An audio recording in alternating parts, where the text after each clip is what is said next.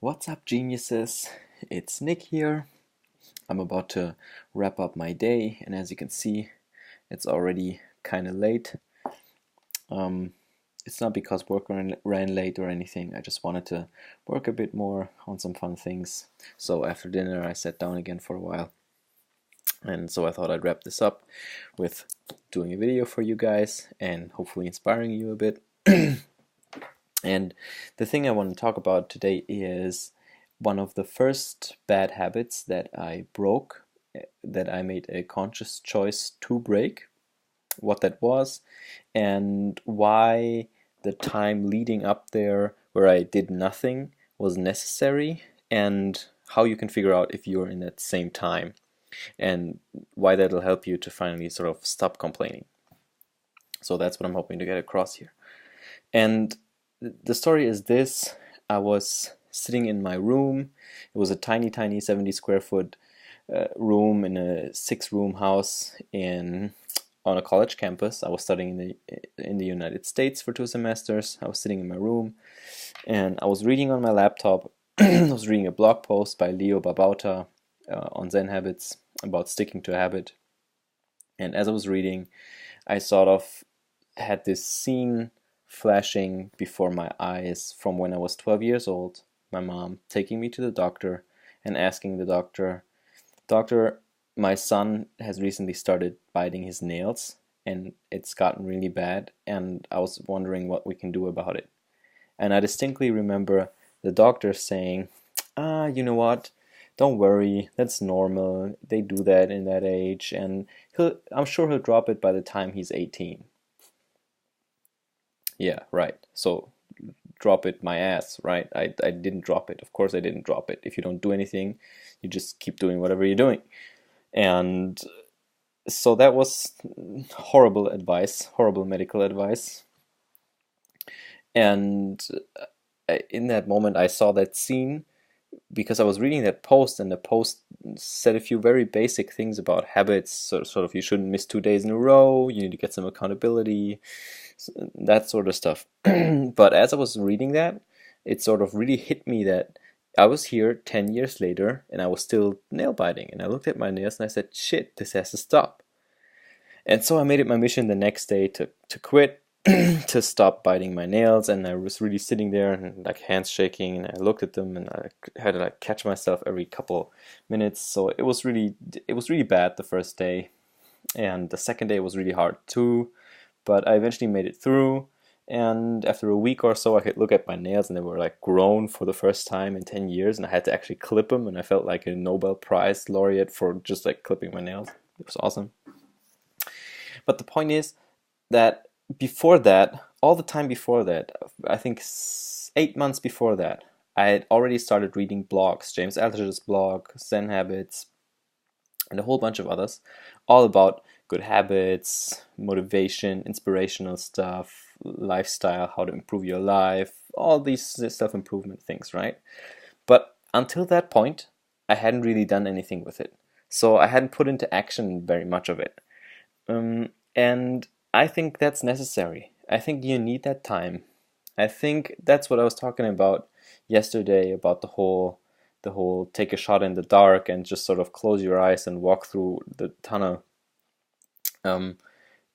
It's necessary sometimes. You just need that time, because one day you'll have that. It literally may click for one specific thing. It's that one specific habit, that one specific memory that you need to remember, that one specific article that you need to read, that one specific arrangement of words, or that one specific sound you need to hear, that'll eventually make it click in your brain. And you need all of that time before, where you're just immersed in the material, you dive down, you read, you soak up as much as you can, as much as you can, like a sponge, and eventually one day it'll make click, it'll hit, and then you start executing. So sometimes that's necessary, sometimes it takes longer, sometimes it takes less time, but eventually it'll hit all of us, and all of you, I hope. If you're not there yet, if you're still in your sort of learning, researching, exploring phase with all this self-improvement stuff or business stuff or whatever it is you're passionate about, And once you know that you're either in this first phase or in that second phase, you can actually stop complaining. Because usually what people do is they just live their life and they complain about a whole bunch of things, right? The news, politics, the economy sucks, their boss sucks, thing is shit, and that doesn't work. And it's really 90% of the stuff's up to them, right? It's basically, we have it in our hands. I listened to Gary Vaynerchuk make a really cool comment this morning. He said, if you're a white male born in America, you should go to prison for complaining. Like, seriously, because the moment you are a white male, and he used that, I think, for business, because that's the typical character associated with positions of power and top management and leadership positions and stuff like that. But it's basically true for any of us in the Western world, I want to say. He said, because if you are born, and I want to adjust this to in the Western world today, even if you have $0 to your name, you're still in the top 1% of people alive. That's the top 1%. You're not going to get any better not going to get any luckier than this. You have the best possible conditions to make the most of your life. We have the internet today. You have access to infinite amounts of money with investments and capital. You have a ton of options for free and paid education. There's so much you can do. Living is cheap as fuck. I mean, seriously, you can live on $1,000 almost anywhere in the world a month. That's ridiculous. So yeah, and he said, well, you should basically go to jail for complaining if you're in there, because as long as you're not complaining, that's fine. You just have to know where you are, know who you are, and then you can actually stop that toxic conversation where you just keep complaining about things that are outside of your control, instead of trying to focus on the things that you can change. So, and often the people that don't know, they're still in this sort of exploring phase where they're not doing much except for reading and soaking up information. Often the people in those phases will complain a lot. I don't recall if I did a lot. I don't recall ever complaining too much about things, because I was always trying to sort of take things in my own hands.